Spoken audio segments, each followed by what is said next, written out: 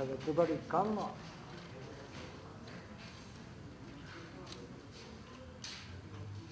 Already there? Right. So this is the introduction to the object-oriented part in the modeling section.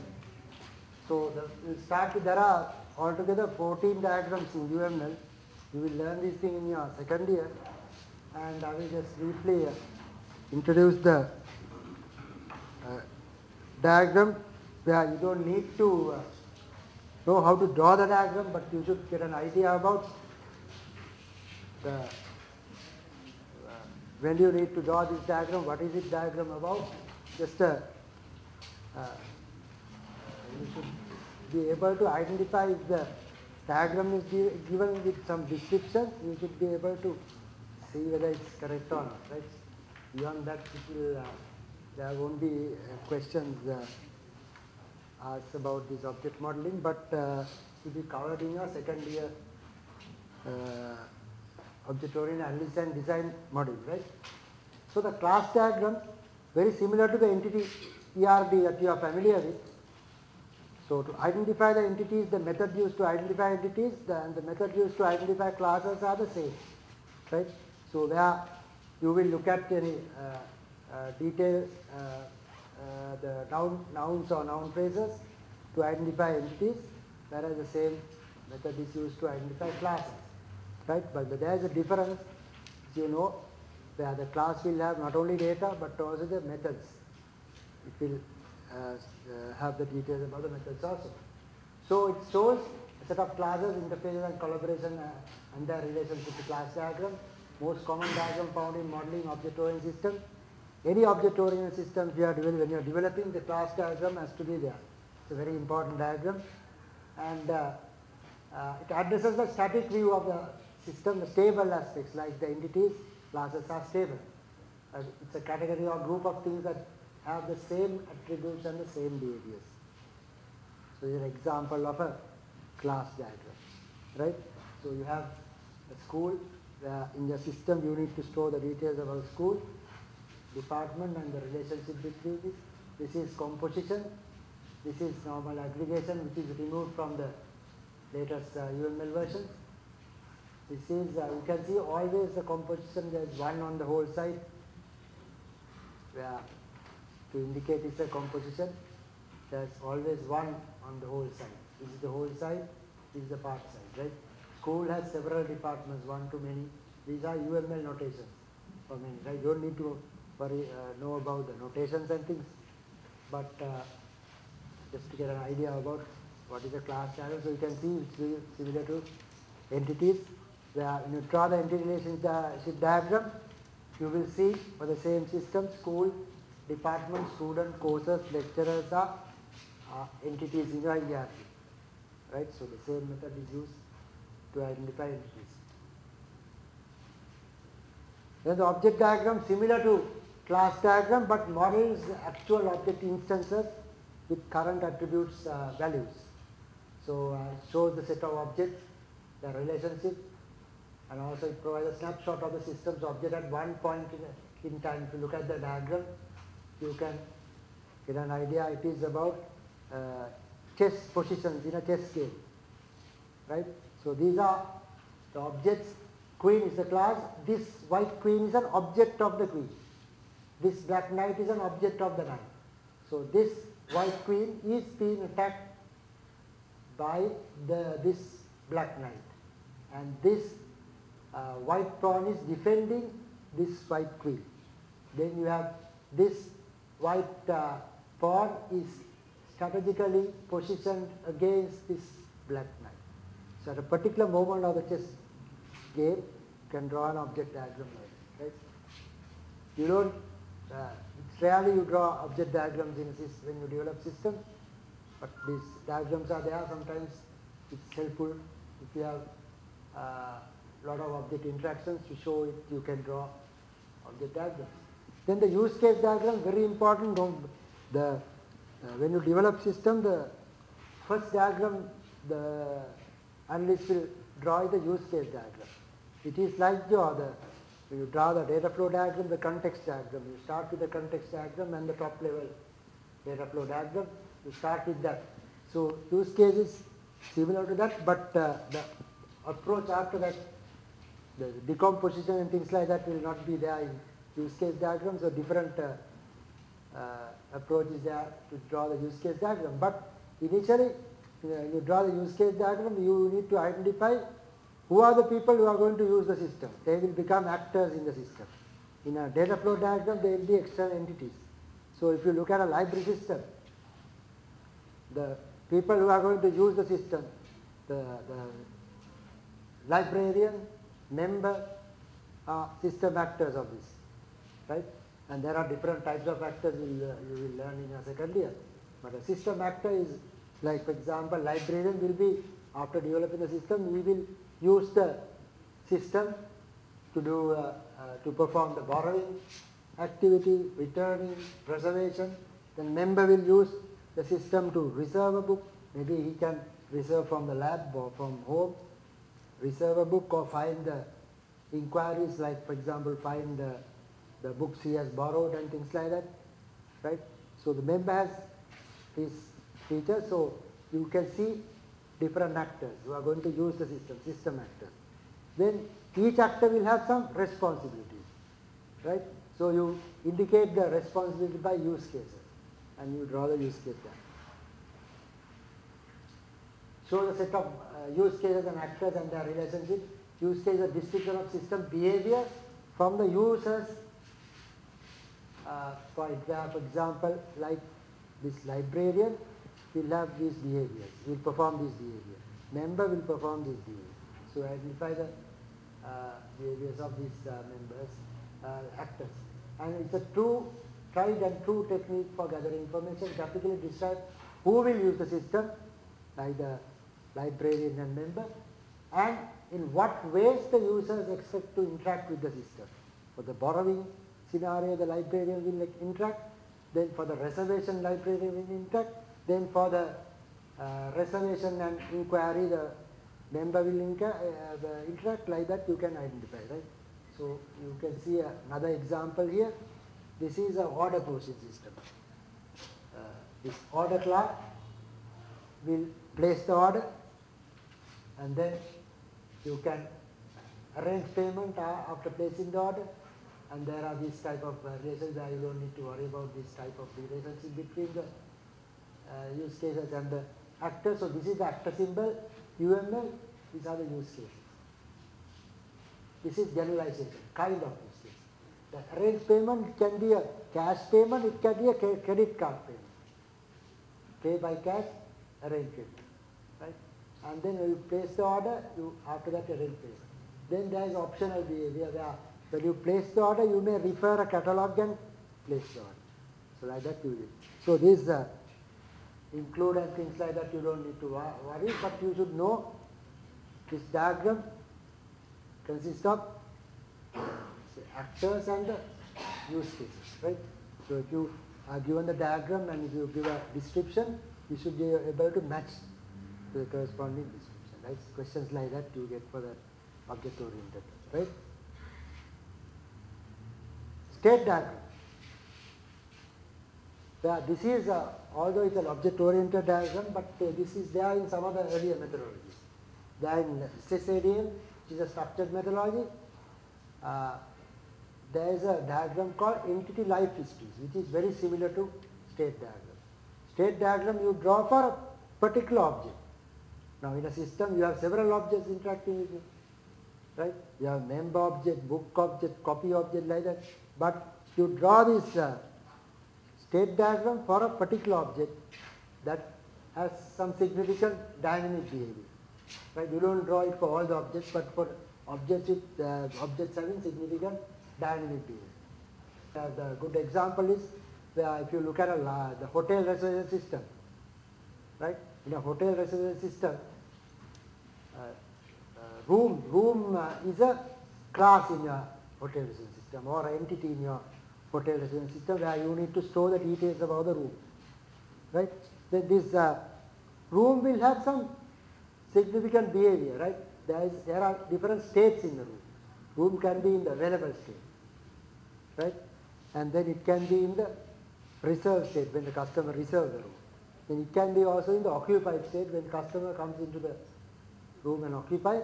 It's in the occupied state. So you can see available, occupied, reserved, and cancel also you can have cancel state.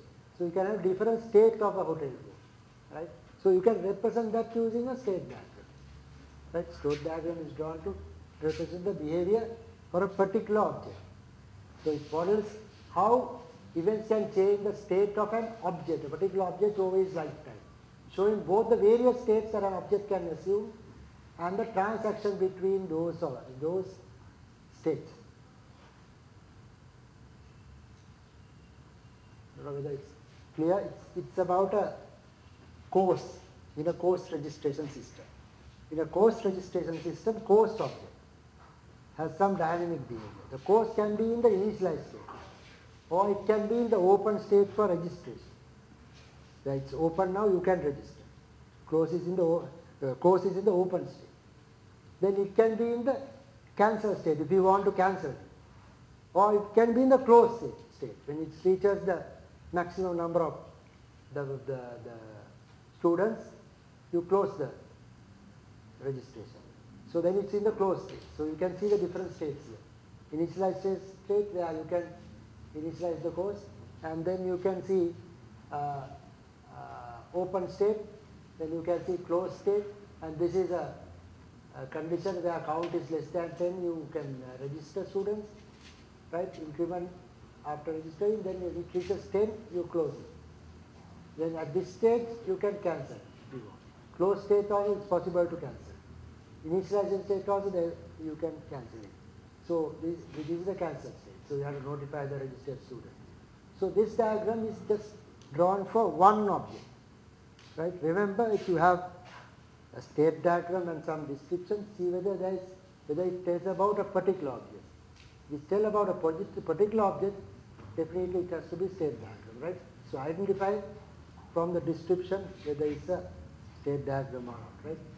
So it's drawn for a particular object. Sequence diagram, it's some implementation related diagrams where you look at the object interactions. Now in a scenario like borrowing, what happens in the borrowing? How you perform the borrowing, right? Where first the member will come and hand over the member ID, then the system will check and see whether it's a valid member, right? And then the system will check and see whether he has overdue books. If he has overdue books, you are not allowed to borrow any other book until you return that. And also the over limit. He is allowed to borrow only 2 books. Yeah, he is trying to borrow now the 3rd book. He has already borrowed 2 books. Not allowed. So over limit. So you can see the condition you need to check, right, in the borrowing. Then you check whether this copy he is trying to borrow is a borrowable copy. There are reference copies also in the library, whether you are allowed to borrow this copy. So you check all these conditions and then you confirm the borrowing. So that those things, you do it, you show it in a sequence diagram. Show how these things happen, what objects that you need to interact with. If you want to check whether the borrower is a valid borrower, borrow ID, you have to interact with the borrower object to see whether he is a valid borrower. If you want to find whether a copy is a borrowable copy, you have to interact with the copy object. The copy will know whether it's a borrowable copy or not. So those interactions you show in a sequence diagram, right? So it's a diagram that emphasizes the time ordering of messages. Graphically shows how objects interact with each other via messages in the execution of a use case or operation. Generally you draw it for a use case or across use cases. You draw a sequence diagram which shows you how this event happens and what objects that you need to interact with, right? Then illustrate how messages are sent and received between objects and in what sequence. The order also important. You check the borrow ID first, then you check overdue, over limit, copy borrowable, and then confirm borrowing. So in that order you will do. So this is an example of a sequence diagram. It shows you the borrowing scenario. This is the librarian, interact with the interface, then you interact with the borrower to see whether he is a valid borrower, then to find out whether he has overdue books, over limit. So these are the objects that you need to interact with in this scenario. You have borrower, borrowed copy, which has all the details about the borrowing, and then you have copy and you have book. So all these details you need to interact with. So you can see here when you are, these are the user interactions. You enter the borrow ID, then process you continue it, then you have enter the copy ID, check whether borrowable, copy object you need to interact with, you get the details from the book also, and then you confirm the borrow. So this is how it happens in object-oriented systems. The use case happens. It's slightly different from the functional decomposition using data flow diagram, right? So data flow diagrams are not there in UML as a UML diagram. So the ERD is very similar to SCLAS. Still people use the ERDs with object-oriented development because of the relational models used for object-oriented development. Still the ERD is being used, but this instead of DFD, the other is sequence diagrams are used, right? So you should know what a sequence diagram is, right? Always see the word sequence. The messages are in a particular order. From top to down, you can read the order, right? Numbering also, you can put the numbers also to indicate the numbering, but it's not necessary in sequence diagram. So that's sequence. Then activity is like a flow chart, activity diagram, right? So you have a flow chart like that, right? So it's a special kind of state chart diagram that shows the flow from activity to activity within a system and to show the dynamic view of the system. So this is activity diagram. You have check overdue books, over limit. So the borrowing scenario you can draw it like that. Get copy ID, whether borrowable, check borrowable, then only you confirm. So simple activity diagram, but there are other things that you can add to the activity diagram, like parallel activities you can show. Then you can see whether different actors are involved with different activities. You can show that by partitioning the activity diagram. So like that there are it is doing, right? So remember the diagramming diagrams are, we draw the activity diagrams like this, but we don't need to worry about the understand the diagram clearly, but we should know what is it about this diagram, right? Then the communication diagram or the collaboration is the earlier name used, very similar to the sequence diagram. Same details used in the sequence diagram are used for the collaboration diagram. You can get the,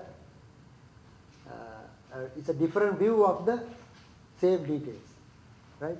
So what you find with the sequence diagram and the collaboration diagram, in most of the tools, automatically you can generate the communication diagram. If you have the sequence diagram already drawn, you can easily convert to a communication diagram. Features are there in case tools, right? So it's an interaction diagram that emphasizes the structural organization of objects that send and receive messages, right? Shows the interaction of objects via messages, also known as a collaboration diagram in UML earlier versions.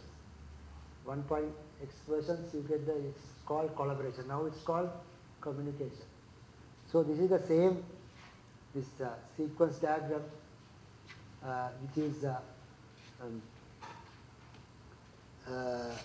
the communication diagram used for that borrowing sequence diagram. You can see the same information but different view. The difference is that between the actor use cases, actor object and between objects, you have all the messages described with the number. Number is very important in a collaboration diagram. Otherwise, you can't understand this diagram if you don't have the number. Because from the number you can find out the sequence, the order. But sequence diagram, the number is not necessary because it's from top to bottom you read in the sequence diagram. Here it's different, right? Sequence diagram, generally the analysts will discuss with the users, but the collaboration diagram is more complicated. I don't normally discuss with the users, but it gives you a different view for designers to may be useful for them. Then component implementation related diagram shows the organization dependencies of one set of components, address a static view of the system. So this is an example of a component diagram using earlier notations. Now the symbols they have changed in 2.0 to square. So this is for a distributed system. You have lecture options, component, courses, DLL, course API, like that. You can have a component diagram with some dependency relationship like that, which is the implementation related diagram. You draw it when you are in the implementation state. Deployment diagram is also implementation related diagram. It shows the configuration of runtime processing nodes and the components live on them. It's a distributed system. In different branches you have different modules stored in your system where you can interact. The interaction you can show in a deployment diagram like that. In your registration system you have lecture options exe in this building, database server in another building. You can have another place. Then you have library. This file program will be in the library. The student copy option will be in the main building. So it's a deployment diagram. Then composite structure diagram shows the more details about the class inside the class. Person is a class. Then you have mind and body. You can describe like that. It's a new addition in 2.0. Decomposes the internal structure of a class. So this is the person is a class. And you have in the mind and the body internal structure. Diagram which shows something about the class's internal structure. Then this is another new diagram, interaction overview, which replaces some of the activities in the activity diagram with sequence diagram. If you look at the example, this is similar to sequence diagram, and this is the activity diagram. Each activity you can describe like that. In a library, when you visit a library, you find a book using the database. Then you borrow the book using the librarian. You can borrow the book and then leave the library. The guard you have to will verify. You can go to details like that. It's another diagram interaction overview. All this will be covered in detail in your second year object-oriented analysis and design. Timing diagram is also added, newly added diagram. A diagram which shows how long an object is in a particular state. How long the object will be in a state. You can show in a diagram, right? Especially useful when designing embedded software for devices. So this is a washing machine. Can be in different states. Spinning, spinning, rinsing, washing, soaking. Soaking there 5 minutes, 10 minutes, 15 minutes washing, rinsing 15 minutes, 5 minutes spinning. You can show it in timing diagram. Package diagram, when you draw a class diagram, when you have large number of classes, it gets complicated. Then you can, on top of that, you can draw a package diagram. Inside the package, you can have the class diagram related to that package. So this is to make it easy to read. So you have package diagram on top of use cases, class diagrams, components. You can have these packages. An example of package diagram. This is the package. You can have a package diagram and inside the package you see the class diagram. This is the 2012 question. Can you identify the answer? These are about the concepts, the modeling language about it and the objects. Now, when you get a question like this, right, if you cannot identify the answer for the first one, go for the second one. You may find a straightforward one.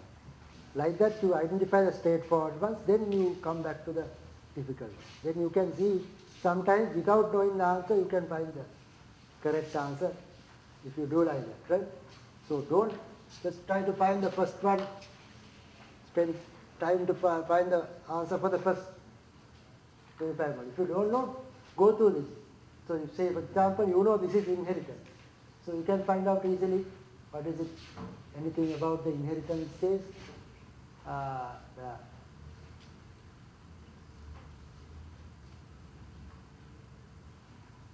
Here, you can see here about the supertype, subtype. Supertype, subtype also used with inheritance, right? So if you go through this one, you will see that it is similar to this one. A technique where the attributes and behaviors that are common to several types of objects. Like for example, you have car and truck. The attributes common to car and truck, color and vehicle number, you have it in the base class, vehicle. So that's what it says. So this also says about the inheritance. So this generalization, specialization also inheritance, this also inheritance. So this matches with that. Then you can find the composition is about the stronger form of aggregation. Aggregation is in which the whole is responsible for the creation and destruction of the part. Composition is when you remove the whole object, parts also will be destroyed, right? So that's composition, stronger form of relationship, right? So that's what it says here. So this matters to this one. So like that you identify. Polymorphism is many forms. Concept that different objects can respond to the same message in different ways. Right? Polymorphism. Like that you can identify. Then you are left with these things, you can easily identify, but if you look at the answers, if you identify 3 correctly, you should be able to identify the correct answer. So make sure you do it like that. Right? So what is the answer? One is for B. UML is a set of modeling conventions that is used to specify or describe the software system in terms of objects. Then 2 is A, object is something that is or is capable of being seen, touched or otherwise sensed and about which the users store data and associate behavior. Third one E is generalization, is E. And then the fourth one C, composition is C, polymorphism is D. Right? So you get for the answers, different answers like this, you have to identify the correct answer and you have matching like that, right? So you have matching type of questions also there. So there make sure you identify the correct ones and then see whether these are there in the answers. Then you can, if you don't know the answers for 1 or 2, still you can find the correct answer. Right? So make sure that sometimes you may have to guess between 2 then, which you should try.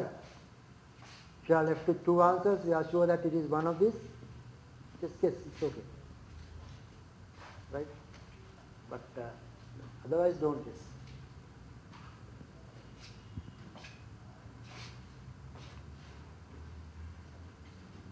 Because leaving out is also 0.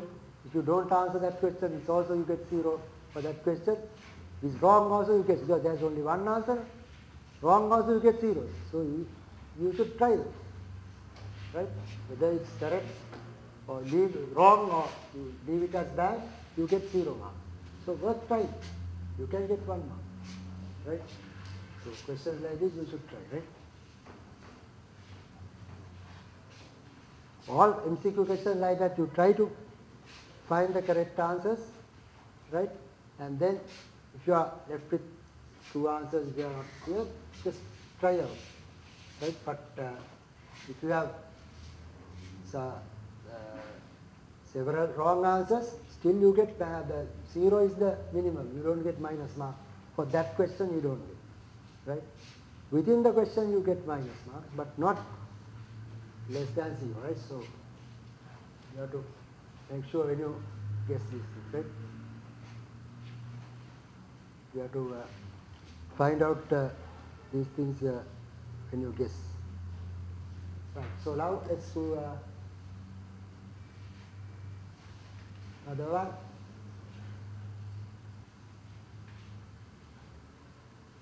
CASE. What is CASE? CASE stands for Computer Aided Systems Engineering. Computer Aided System Engineering. CASE tool, right? Rational Rose, an example of a CASE tool, right? Which is used to automate the stages of the system development life cycle, right? So what is this? It's a system development strategy that emphasizes the speed of development through extensive user involvement in the rapid, iterative and incremental construction of series of functional prototypes of a system. So it has nothing to do with CASE. CASE is computer system engineering, right? What is RAD? You know the rapid application development. So if you know that this is rapid application development, then you go through that, you can see it's about rapid application development, right? So it's easy to, so right?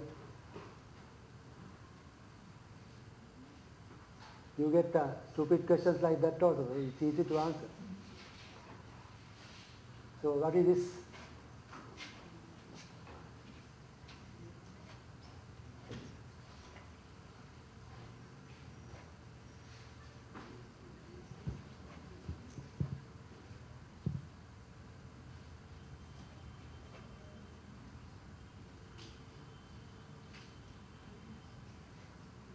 So when you are given some answers like this, and you asked to correct, you have to identify the correct answer. Sometimes one of these answers may appear in more than one, right? So you have to be careful, right? So sometimes it may appear in several questions. It may be the correct answer for several questions. But this is different. What is this?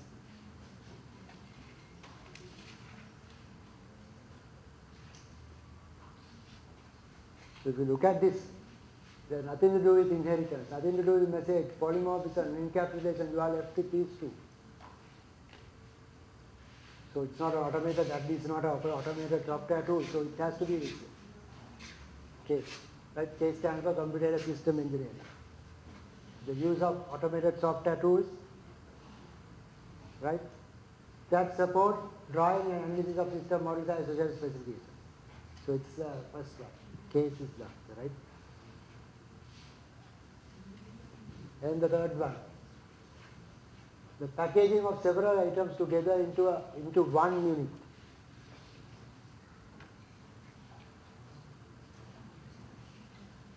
Yes? What's that?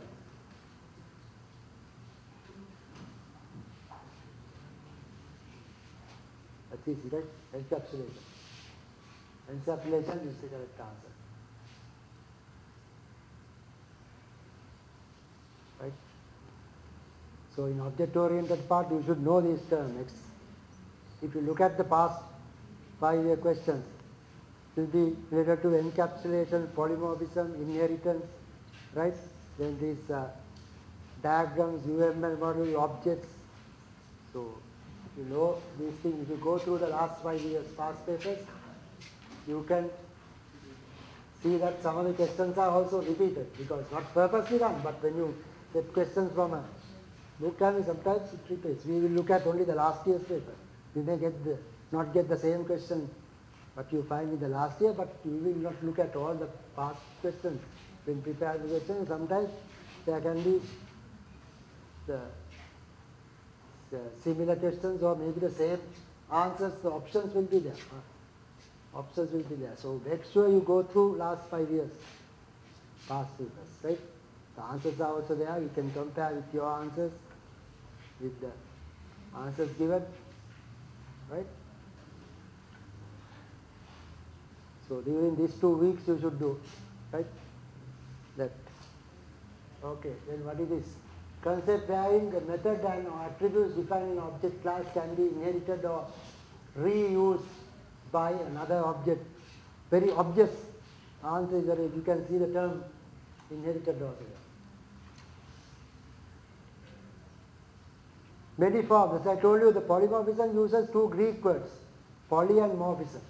So poly stands for many, morphism stands for forms. So many forms is polymorphism, right? You have many forms. So this is that. Okay. Right. Then we will come back to feasibility analysis. There are some questions there in your paper always related to feasibility test. Right? So we have some, I will show some slides and then we will go back to questions. Feasibility is a measure of how beneficial or practical an information system will be to an organization, to find out whether it's worth developing a system for an organization. Right? So you may start doing the feasibility test very early, but again you may do feasibility checkpoint when you are in the early requirement stage, maybe after identifying the requirement stage, another feasibility check. So in this textbook, it tells you about 3 important checkpoints, feasibility checkpoints, right? So look at these things. So feasibility analysis is the process by which feasibility is measured. An ongoing evaluation of feasibility at various checkpoints in the life cycle. Here in the textbook, it's identified 3 important checkpoints, right? So this is very important to see whether you want to continue the thing, and also you need to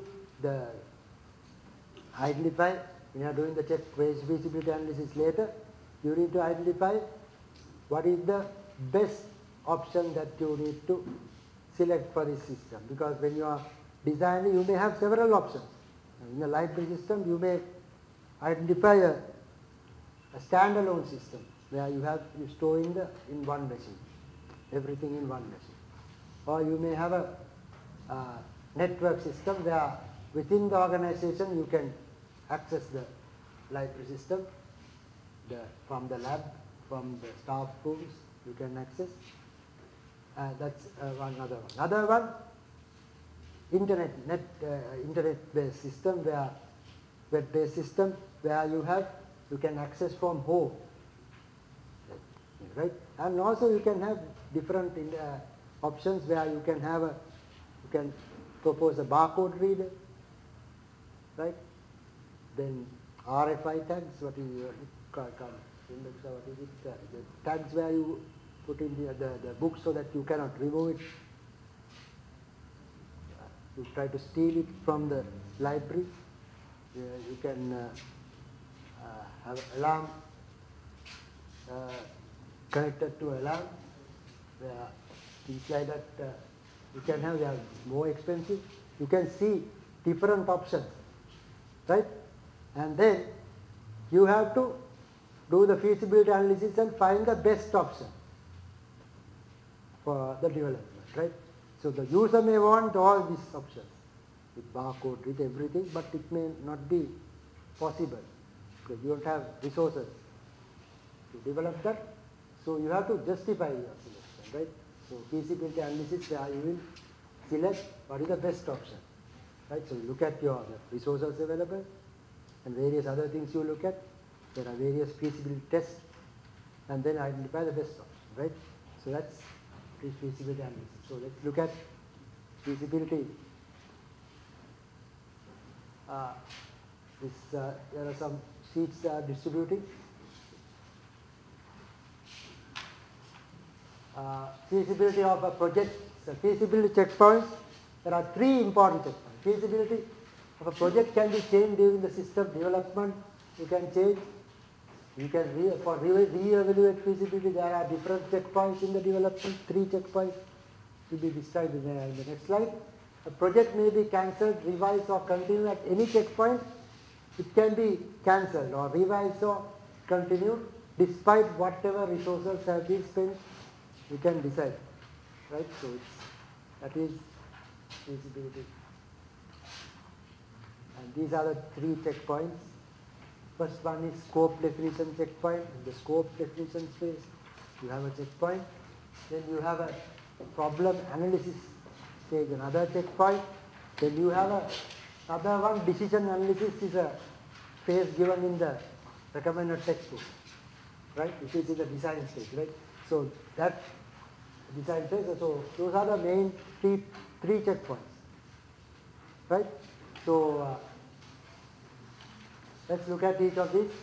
First one, measure of the urgency of the system, the first checkpoint, which you do in the scope definition phase.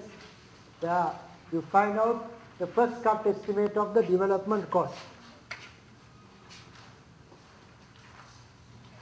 This estimate will not be accurate generally because you have not gathered the requirement. So until you gather the requirement correctly, it's not easy to give an estimate, right? So it's the first cut estimate. Then you answer the questions like, do the problems warrant the cost of a detailed study and analysis of the current system, whether it's worth. This is what you look at in the scope definition stage, right? Okay. Then you have another one, problem analysis stage, where after doing some analysis, you will have another feasibility checkpoint, occurs after more detailed study and problem analysis of the current system, right? Then can make a better estimate of the development cost and benefits because you have gathered the requirements, some requirements, right? So you can get a better estimate, but the best place is the decision analysis checkpoint. You can to get a good estimate because there you have gathered all the requirements. So you are here represent major feasibility analysis activities. Start one of the many possible implementation as targets. You look at different alternative solutions, as I told you, standalone system, network system, web-based system. You have different systems. You look at, analyze all these things. You do it this way. So the range of options can be, first one will be re-engineer the manual process, maybe one suggestion. Another one will be enhance the existing computer process.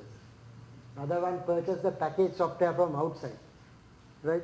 Then another one, design and construct a new computer-based system, a standalone one. To develop in a particular machine for install in a particular machine. Design and construct a new computer-based system, a web-based system, etc. will be another one. After defining these options, each option should be analyzed. So then you look at these options, you analyze them, right? And then find the best option after doing the analysis, not what the user says. User may want the best option. You may want that with all the gadgets, but you will have to analyze it and find the best option. So that is what you call feasibility analysis, right? So these are different feasibility tests that you perform. There are questions related to this in every paper. You can see past papers. Questions related to this feasibility test, say feasibility checkpoint, right? Operational feasibility. But you look at the cultural, political feasibility, technical feasibility, schedule feasibility, economics, legal. Those are the 6 feasibility tests that you need to perform for each of these options, and you can do an analysis, and there's a matrix where you give some weight for these options, and then find the weight, total weight, and then identify the best option. You look at each of these here. A measure of how well a solution meets the identified system requirements to solve the problem. That is operational feasibility. That is what you look at, right? You take the advantage of opportunities identified during the scope definition, the problem analysis stage. You take these advantages of the opportunities identified there, right? So that is operational feasibility, and then you have the cultural feasibility that deals with how the end users feel about the system. That is what is important here. But you look at how the users will feel about the system, measure of how well the solution will be accepted in a given organization or client. And there you evaluate whether a system will work in a given organization or client. Then the technical feasibility, measure of how practical it offers technical solution, available of the technical resource, and sometimes where you may not have enough technical people to develop it. So you have to look at those things here. Right? Address 3 major issues. Is the proposed technology or solution practical? Whether you have the software there to develop this, and you have personnel. You may need database administrators, and there are certain people. So do we currently possess the necessary technology, hardware, personnel? Do we possess the necessary technical expertise? So is there a proposed technology or solution practical? All these things you have to look at here in this video. Schedule is to find out whether can the solution be designed and implemented within the acceptable time period. You are given the end of this year you need to finish, whether it's possible to do it, right? How much time is available to build the new system? When it can be built? Those are the things that you need to find out, right? A measure of how reasonable a project timetable is.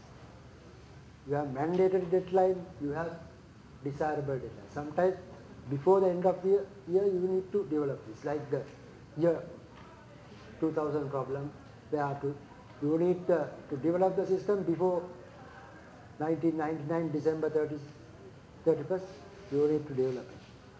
So you need to have the system ready for the 1st of January 2000. So that's mandated deadline. So you have to look at this. Then the legal feasibility, like license, copyright law, code ownership, labor laws, things like that you have to look at. Foreign trade, financial and accounting standards, government constraints and things like that. Code ownership, who is going to own the code after you develop it, whether the developer or the user, things like that you have to help, right? So legal feasibility, you look at those things, right?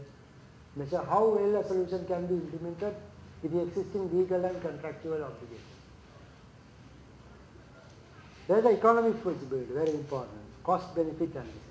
So you have enough money to develop it. Measure of cost effectiveness of a project. Is the solution cost effective? Whether the solution will pay for itself? How profitable the solution is? Things like that you have to look at. What are the specified requirements and solutions have been identified? Weigh the cost and benefits of each alternative, where you do a cost benefit analysis. Where you have to identify the costs are the personal costs involved, computer costs, training costs, software costs, tangible and intangible benefits and things like that you have to look at, right? Cost benefit analysis is where you determine the cost effectiveness of a project or solution. The purpose of cost benefit analysis is to answer questions such as, is the project justified because benefits overweigh costs? Or can project be done within the given cost constraints? What is the minimal cost to attain the certain system? What is the preferred alternative among candidate solutions? These are things to look at in the cost benefit analysis. Right? Then this feasibility test you have to use to do the analysis, and there are two matrices used described in the recommended text: candidate system matrix and feasibility analysis matrix. You identify the candidate system solution, analyze the solution for feasibility using these two matrices. So the first one, candidate system matrix, use to document similarities and differences between candidate systems. What are the similar things? What are the differences? You have candidate different options, and then you look at what are the similarities, what are the differences. Compare candidate system. Offer no analysis. You don't do analysis here. Column represent, you have in the columns candidate, in column you represent candidates, row represent the characteristics. Like this. This is where you have candidates. If 3 candidates example here, then you have characteristics. Stakeholders identify how the system will interact with people and other systems. Knowledge, identify how data stores to be implemented, input will be captured, output will be generated, how it will be generated, in what form, all these things you have to identify. Identify how business process will be modified, how computer process will be implemented, things like that. You look at communication, how processes and data will be distributed, those things you look at in the candidate system. Then you have feasibility analysis matrix, there which is the most important. There you identify the best option. Do some analysis. So there you have the candidate options as columns, rows you have the feasibility test. This is the matrix. You give a weight for each. This is the candidate and these are the operational. The different tests. The one test and then you give a weighted score. For each candidate you have a weighted score. And then you compare the weighted score and find the best option. There's an example given in the main recommended theory for this feasibility analysis matrix. And so this is an example, a question. Very important. Definitely you will get a question, several questions on this feasibility question, right? Consider the following statements related to the feasibility study. See whether you can understand. From what I explained, you should be able to find out.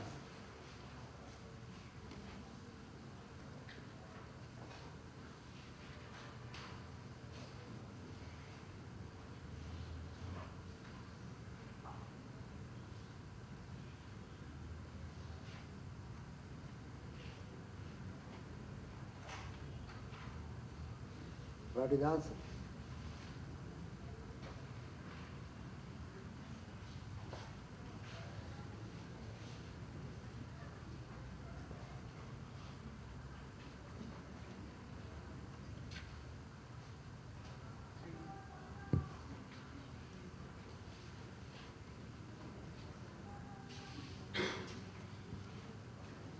What is the answer?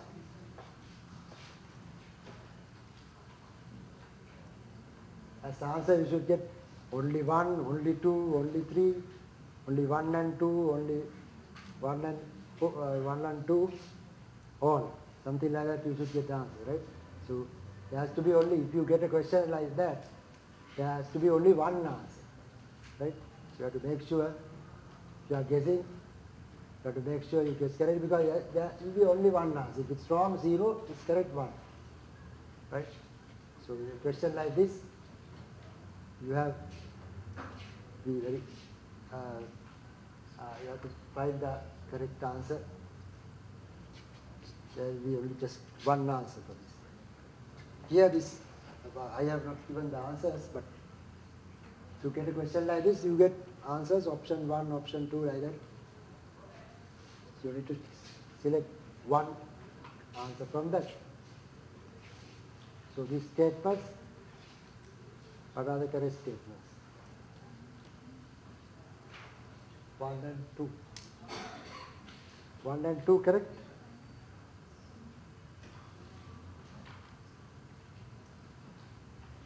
Third one is correct. Oh, 1 and 2.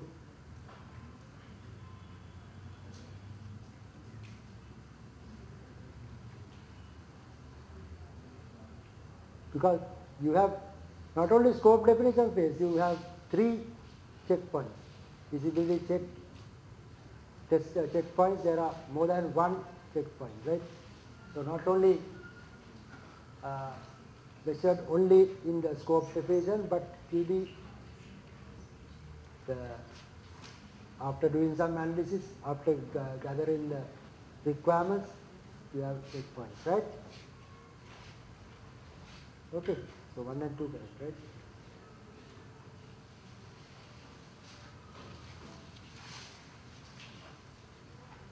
Which one evaluates whether the system can work?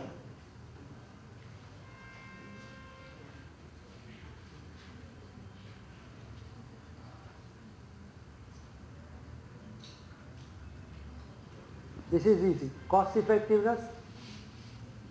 If you have after the cost effectiveness, it's always economic, right? This is easy. After the system will work in a given organization, climate. How do the end users feel about it? It is the culture. So this has to be operational.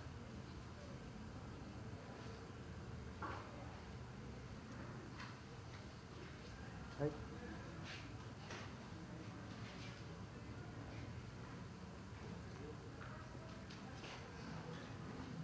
Okay.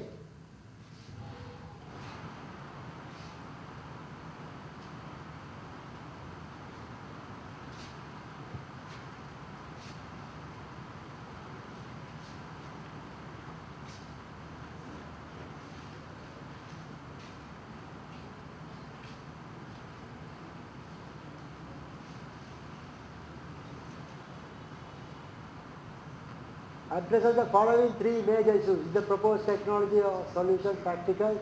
Do we currently possess the necessary technology? Do we possess the necessary technical expertise?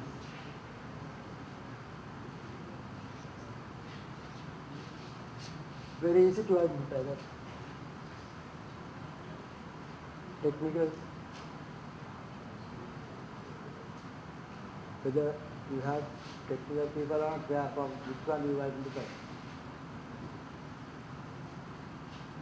You see the word break, but the word you should be able to identify.